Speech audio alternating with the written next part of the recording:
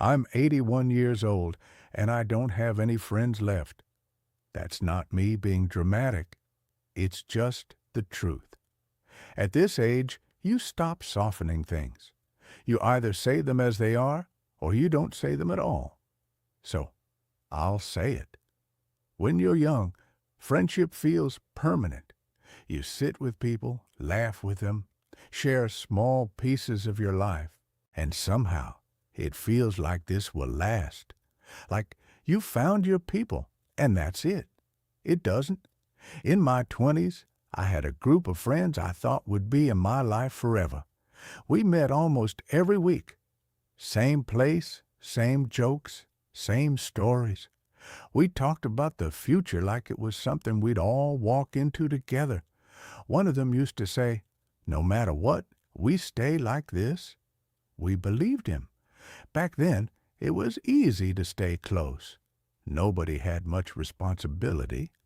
Time was wide open. Being present didn't cost anything. Then life started, slowly. Jobs became serious. Hours got longer. One got married, then another. Someone moved away. I told myself this was normal, that nothing was really changing, just rearranging. We still saw each other, just less. Once a month instead of every week. Then only for birthdays. Then only when something important happened. It didn't feel like losing anything. It felt like growing up. That's the first truth people don't like to hear. Most friendships don't end. They fade. No fight, no betrayal, just distance that quietly becomes permanent. I remember running into an old friend at a store years later. We smiled, asked polite questions, talked about work, about life, but there was nothing underneath it. We had history, but no connection. When we said goodbye, I knew something had ended long before that moment. We just hadn't noticed when. In my 40s, I focused on work. I told myself I was doing the right thing, providing, building something stable, being responsible. And maybe I was. But friendship needs time that doesn't produce anything. Time where you're not gaining, not achieving, just being there. I didn't get much of that.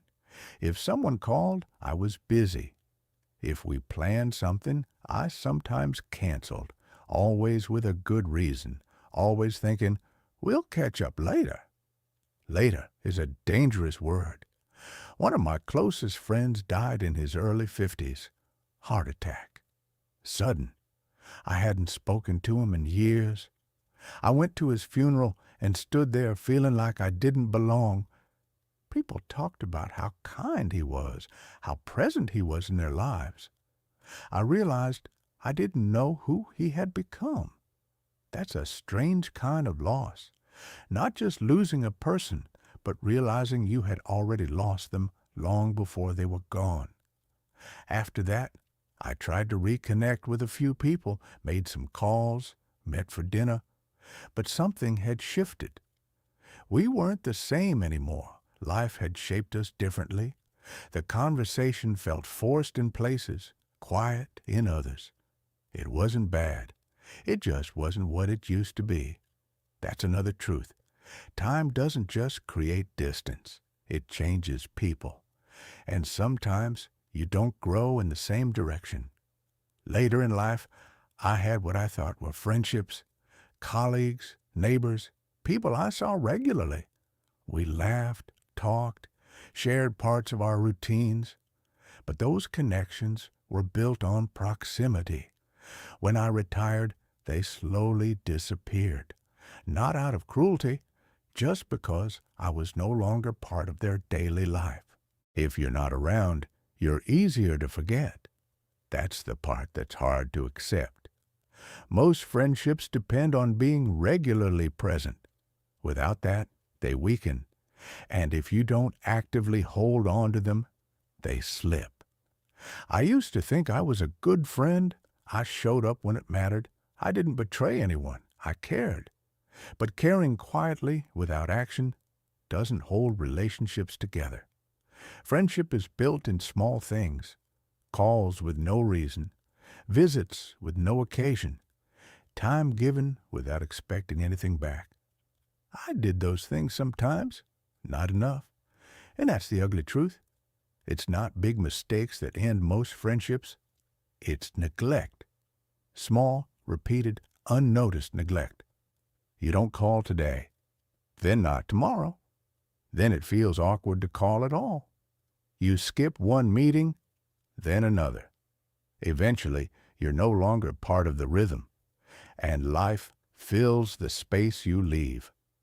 At 81, I understand something I didn't before. You are not as central in other people's lives as you think you are. When you're gone, even slowly, things continue. New routines form. New people come in. It's not personal. It's just how life works. My wife passed when I was 74. After that, the house became very quiet. Too quiet. That's when everything became clearer. I started thinking about all the people who had once been close, faces I hadn't seen in years, voices I couldn't quite remember anymore, not because they weren't important, but because I hadn't stayed. What can't be fixed now is simple. I can't go back and be more present. I can't rebuild years that were never maintained. Time doesn't return what you didn't use. If you're listening to me, I won't tell you what to do. Life is complicated, and everyone believes they're making the right choices at the time. I did too. But I will say this. If someone matters to you, don't rely on history to keep them in your life. It won't. Be there, even when it's inconvenient, especially then, because one day you'll look around and notice how quiet it's become. Not suddenly, slowly, so slowly you barely see it happening, until it's done. I'm 81 years old. I've made peace with many things, but this is one I still think about. How something that once felt permanent could disappear without a clear ending. Friendship doesn't break, it fades, and by the time you realize it's gone, there's nothing left to hold on to.